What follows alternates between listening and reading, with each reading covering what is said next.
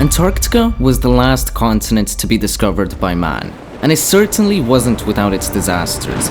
But the speculation of its existence is where the story truly starts. In the 1700s, people used to think Antarctica was a mythical land with fertile soil that acted as a colossal counterweight for the Northern Hemisphere. So naturally, someone had to find out. His name was James Cook, an explorer paid by the British government along with advice from the Royal Society, who were convinced of its existence. He was now fully determined to seek out this hypothetical land formerly known as Terra Australis.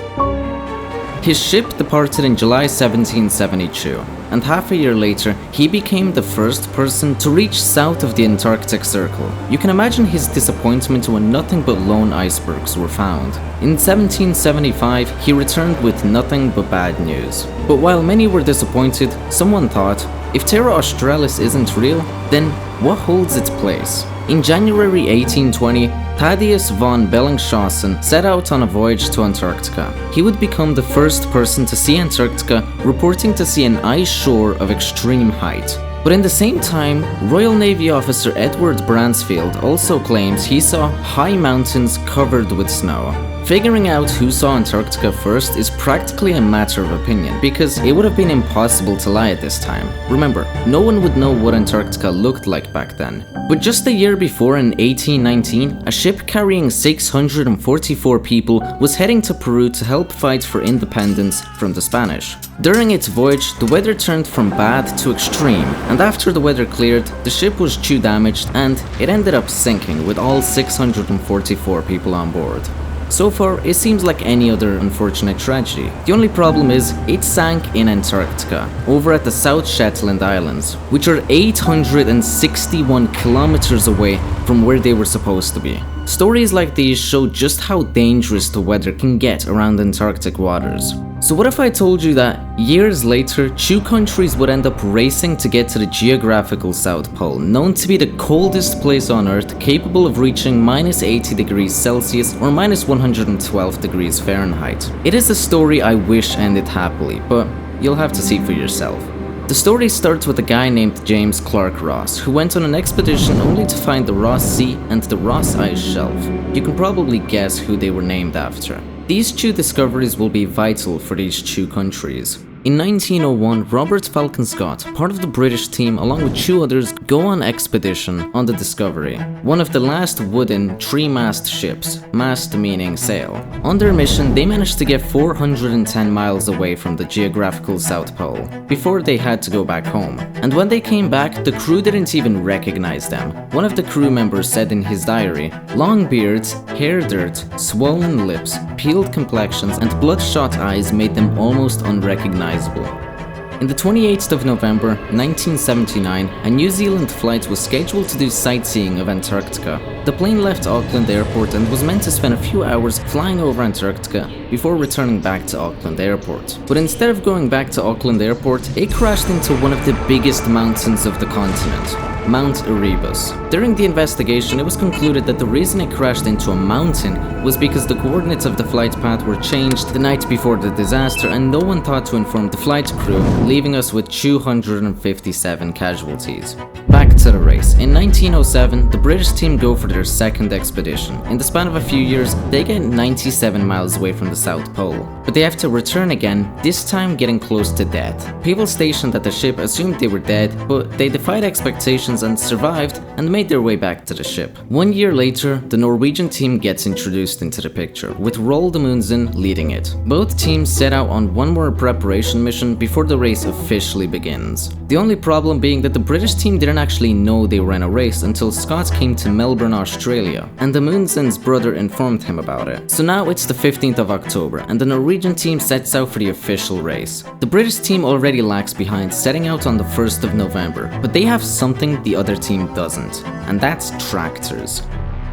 In 1965, a project was set out to sound the ice depth in Antarctica using radio echo equipment, although it was dangerous because the area they were sounding had many crevices that were hard to see because of low drifting snow that was obscuring the surface. Wild, Bailey and Wilson were in a tractor with Ross on a sledge attached to it. Ross noticed that his sledge stopped moving and he couldn't see the tractor. He went over to see what happened only to figure out the tractor fell into the crevice 100 feet below. None of the three companions survived the fall. Ross then had to make a 45-mile journey back to base. The race to the South Pole is in full effect. The Norwegian have 5 men and have packed 52 dogs and 4 sledges. The British team brought dogs, tractors and also ponies for some reason, the amount of each resource unknown. The Norwegian had planned to travel to pre-prepared depots and kill their dogs for food as they went. The British planned to use the tractor to carry supplies and then just use manpower when the supplies were not needed. Only problem was that their tractors malfunctioned, so they had to use manpower a lot earlier than expected. Things are starting to go wrong. Exactly 2 months later, after blood, sweat and tears, the Norwegian team becomes the first to ever reach the geographical South Pole. They make observations of the site and are thoughtful enough to leave messages and spare equipment for the British party. And the entire team arrives safely at base camp, traveling 1,600 miles in total. A while later, the British team makes it and are distraught. They had been beaten. Scott wrote, "Great God, this is an awful place and terrible enough for us to have labored to it without the reward of priority." Well, it is something to have got here, and the wind may be our friend tomorrow. Now for the run home and a desperate struggle. I wonder if we can do it. They set out home the next day, but what happens after can only be described as unfortunate. In February, Officer Edgar Evans collapses in his tent. In the 17th of March, Captain Lawrence walks out of his tent and is never seen again. And in the 29th of March, Scott writes this in his diary entry. "Had we lived, I should have had a tale to tell of the hardihood, endurance and courage of my companions, which would have stirred the heart of every Englishman. These rough notes and their dead bodies must tell the tale. We shall stick it out to the end, but we are getting weaker. Of course, the end cannot be far. It seems a pity, but I do not think I can write more. For God's sake, look after our people." They were found 7 months later, dead. But how? How did it all go so wrong? Why did they start dropping? Calculations of the weather in Antarctica said that it would have been warm enough to make it out without dying. But every 15 years, there is an anomaly that leads to temperatures like these. Unsurvivable. They were at the wrong place at the wrong time. But what if you're stuck in Antarctica knowing that no one will be there to save you, leaving you trapped? Well, that's exactly what happened to Australian explorer Douglas Mawson. He went through a 2-year expedition through Antarctica only to have to go back to base to go home because of his companions that died. But when he arrived back at base, he realized that the ship that was going to send him home wasn't there. It was gone. The ship departed a few hours earlier, and he, along with 6 others, were stuck alone in Antarctica to survive by themselves for an entire year without help, until another ship arrived to save them. With all of these terrible stories that come from the Antarctic, you probably wonder, what is the point of all of this dangerous exploration if it just leads to death? Well, in 2021, scientists discovered that well beneath the Larsen ice shelf, 500 meters below, you can find an entirely untouched ecosystem of crustaceans. Originally, scientists thought that life in these conditions was impossible. According to the Science Times, the team thought that there was something wrong with their camera, but what they actually saw were hundreds of tiny creatures swimming around, a hidden world beneath the deadliest wasteland on the planet. And along with that, over the years, scientists have found thousands of meteorites that come from the moon and even Mars. And I don't know about you, but otherworldly organisms and rocks from Mars? What's next? Like the Antarctic pyramids? Oh wait. Yeah, that's a topic for another day.